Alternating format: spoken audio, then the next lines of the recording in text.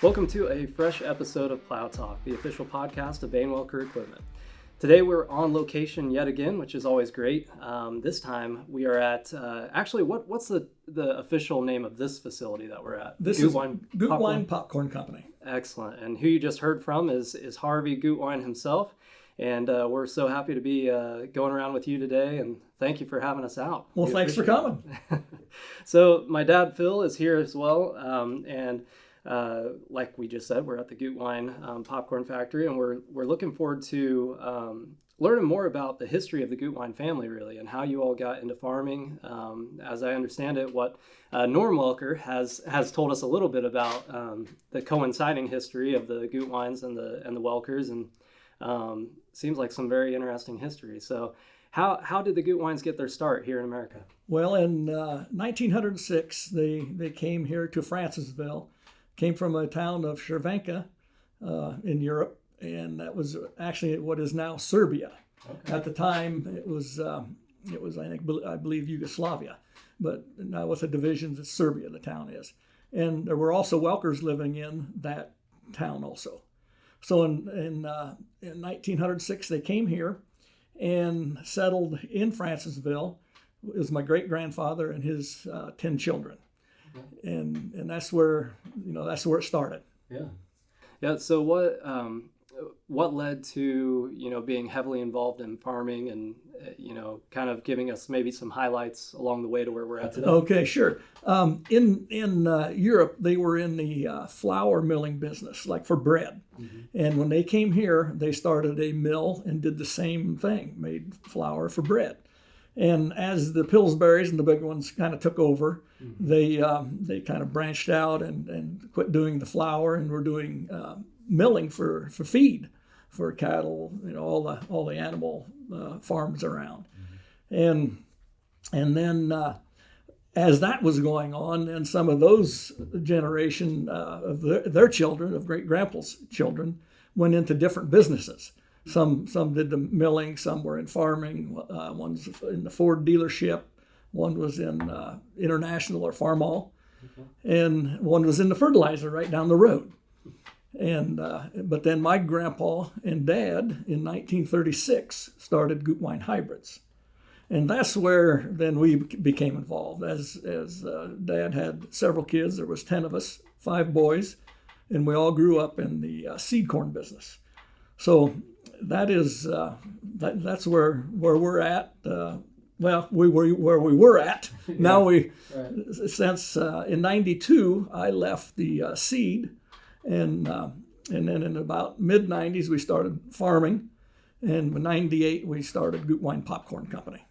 Great. So the change from then the seed to the popcorn, can you run us through that? What that was like in terms of starting this whole business? Yeah, it was a lot of the machinery we use is the same. Even where in the sizing tower, you got the cleaners, the gravities, and now color sorters. Mm-hmm. So a lot of that was the same. So it wasn't new to me. But of course, there was dealing with inbreds and back in the in the hybrid business. Here we're dealing with hybrids.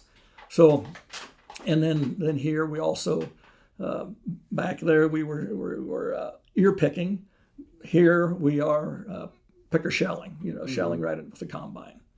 But we got to make sure it's dry. We want to get the corn down to about 16% if we can before we harvest. Yeah.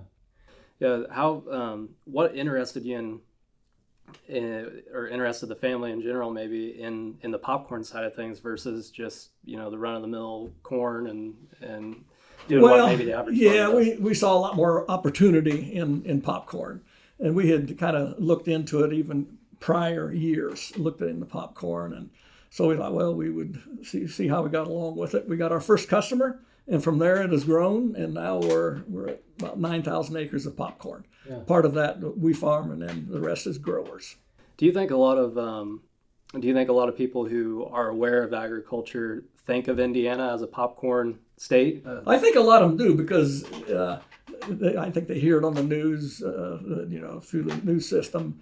But Nebraska and Indiana are the 2 largest growers. Yeah.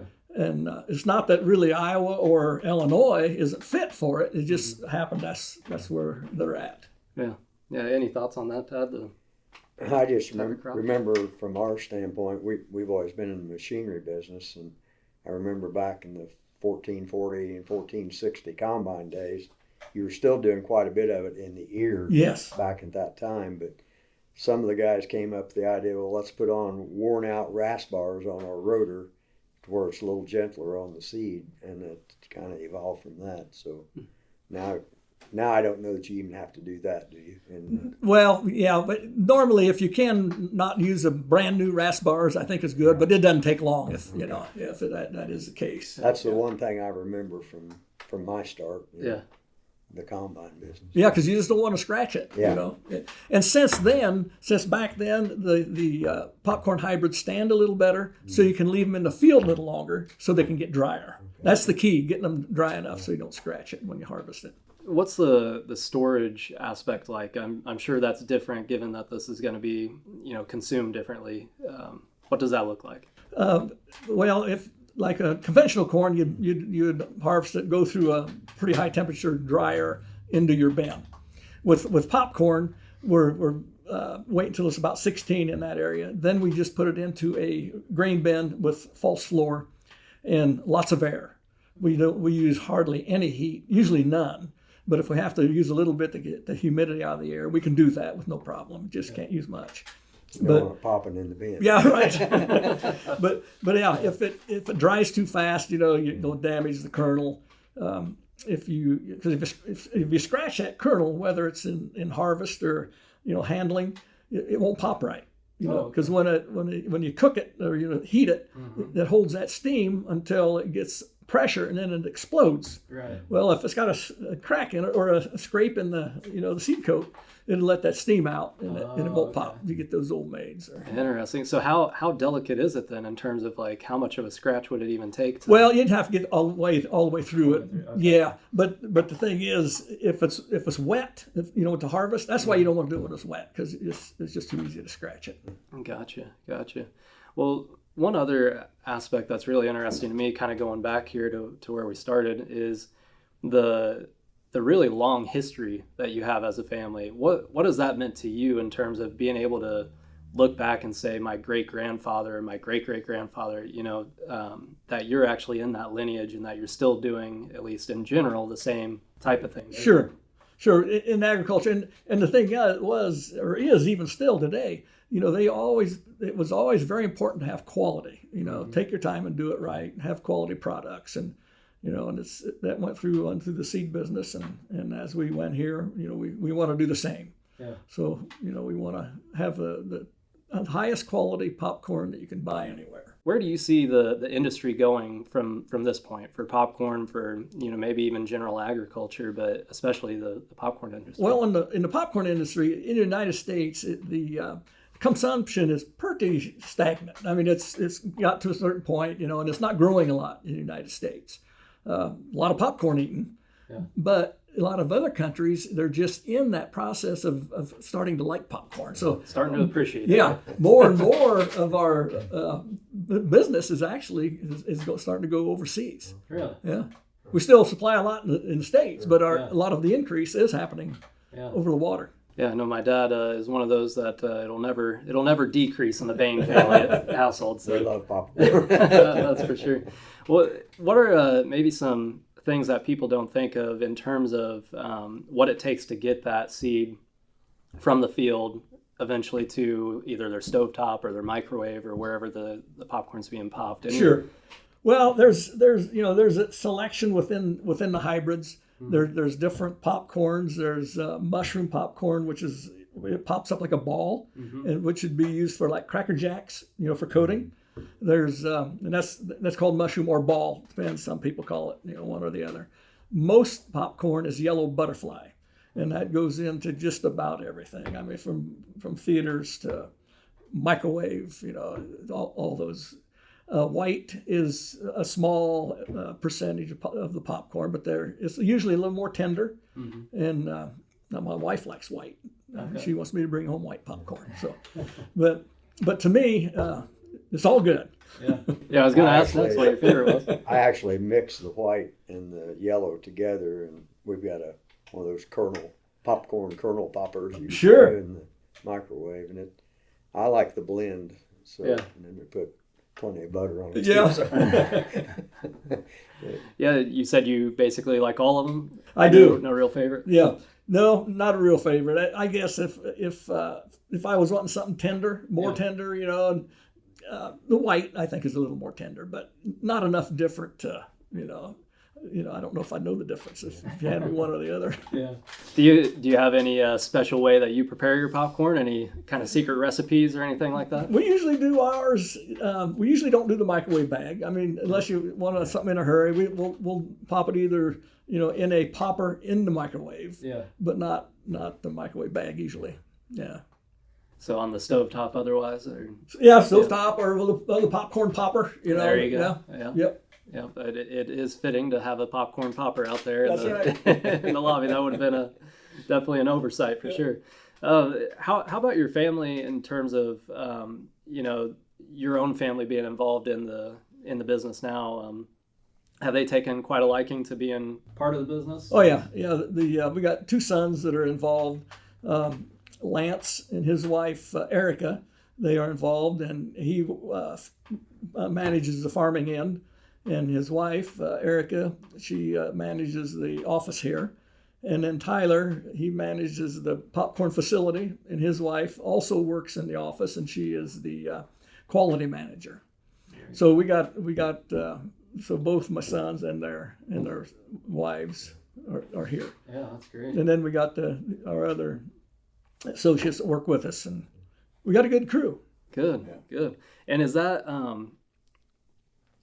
something that you're hoping will continue on in the years to come, down the generations? Do you see that? Oh yeah, continue? Yeah, I sure can. In fact, and we'll go out here in a little bit and through our new facility. But we've got a small facility on the north end of this building where we started, and it just would not keep up with our production. So in 2014 we put up a new facility, and so it's got all new equipment in it, larger equipment, and today even we're working on a new warehouse. Great. Because we don't have enough warehouse. Is that what we space. see? That's yes Behind us here. Yeah. So putting the roof on today. You bag it and put it in containers at this location also? Yeah, we do everything except put it into microwave packages. Okay. Yeah. For our own microwave package, we send it off and have it packed for us at a packer. But everything else we do here. Great. What's the, I guess, as much as you want to say, but what's the competition like for this specific niche of farming? Has it been pretty hard? Is it? Well, there's some good competition out there, which is fine. We'll put our product up against anybody's anytime, and but yeah, there's some good competition out there, and but we have been growing. Yeah, that's great. Yeah. Any other thoughts, Dad, in terms of the difference between maybe? I mean, I even think of just the difference I was telling you earlier. Just there is somewhat a landscape difference up here where you're at compared to where we're at. There's slightly more, a little bit more hills down there. Here you can see for miles. But how's the soil up here? Is it? It's a sandy loam here, fairly easy to work. It's not a heavy clay to where some of those areas you got to really be careful. When you get in the spring, but we got to be careful. But it isn't like some of the heavier clay. More forgiving. It's more forgiving. Yes. Yeah. Well, I really appreciate you taking the time to give us a little bit about the popcorn industry and about what you folks have done up here. I guess the last question, you mentioned that in terms of where popcorn is going, that there's much more of a market overseas now. How much is being produced each year, roughly, if you know, from Indiana, maybe even from you guys? I have read it, and I know, and I can't tell you what the tons is. Yeah. A lot, though. A lot. Yeah, there's a lot. It's produced on fairly low acreage, if I remember. It is compared to corn. 200,000 acres of popcorn will supply. Yeah. Compared to corn, it's just a drop in the bucket. Yeah. Okay. Gotcha. Yeah. Well, very good. Well, again, thank you. We appreciate it. If any of you, where could people find out more about the business if they wanted to look more into it? Well, probably one of the best is just go onto the website at gpopcorn.com. They can look at that. And are you guys in every store or anything like that? Like, where can they buy the popcorn? We are some local stores, but most of our retail is on the internet. Okay. Yep. Great. Which is basically most of retail in general anyway nowadays. Yep. So. Growing that way. Yep. Yeah, awesome. Well, if you've enjoyed this episode of Plow Talk, we sure appreciate you listening, and hopefully you were eating a bag of popcorn while you were at it, and hopefully it was Gutwein popcorn. So we do appreciate, again, you listening. Please do subscribe to all the, of course, social media platforms we have out there. Do check out Gutwein's website, and make sure to go and buy Gutwein. I'm sure you'll enjoy it for sure. So we appreciate it again, and we look forward to talking to everybody next time. Until next time, farmers out there, keep on farming, businessmen keep on working, and when we come back around, we'll keep on plowing. Thanks.